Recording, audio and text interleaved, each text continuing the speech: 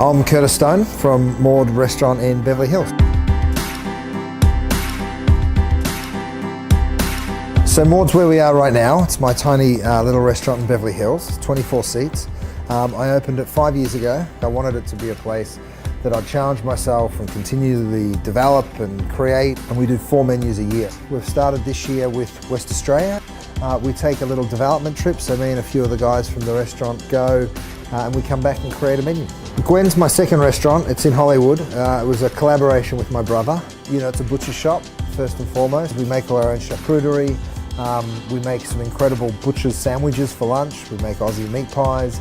And then at night time, of course, it's totally different. It's live fire cooking, so we roast everything from whole animals to beautiful steaks. We buy stuff from all over the place, Wagyu beef from Australia. We've been cooking meat over a fire since the beginning of time, since we found fire, effectively. And it's a beautiful way to cook meat. It's funny, you know, people are really surprised to see me in my restaurants. They're like, oh my God, you're here. And I don't think that should be the case. They should expect to see me. Having worked in like the television side of being a chef, it can give people a certain image of you. You know, I know when we opened Maude, a lot of people came in not expecting the food to be as good as it was, because there's these celebrity chefs that kind of, you know, they're maybe not even chefs. You know, you don't know, like they don't necessarily work in restaurants. So what's their craft like? What's their technique like? You know, so I think, you know, people can have a bit of a stigma around that. It's never really bothered me, to be honest. Like, I've never gotten totally torn up by what other people say or think. It's funny what we do, you know. What we do is we feed people food. That's it. You know, like we get so caught up in our own worlds about what it means to be a chef.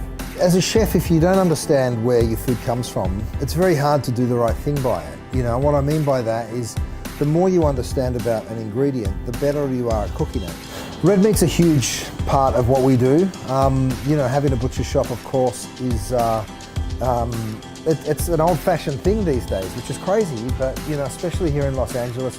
And I think it's important to be able to speak to a butcher and to learn something about it. And we buy beautiful meat. We treat it very carefully. So we dry age all of our beef, duck, lamb. So we manage that really carefully, and that's quite a craft. And then, of course, the chef's job's important too. You know, you've got to cook it the right way. You've got to rest it the appropriate amount of time, cook it at the right temperature to get the most out of it. Most of the grass-fed beef and lamb that's sold here in the US comes out of Australia.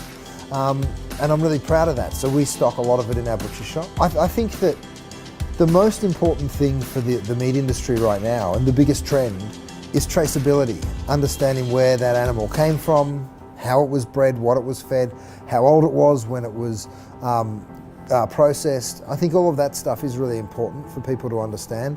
The more transparent the industry is, the way better off it is. And the more we demystify it, the better we are as an industry. You know, and that's what we do at the butcher shop in Gwen. People walk in and they see a whole carcass hanging in our meat locker, and we can talk to them about it. We can talk about its attributes. If you love something, you'll do it well.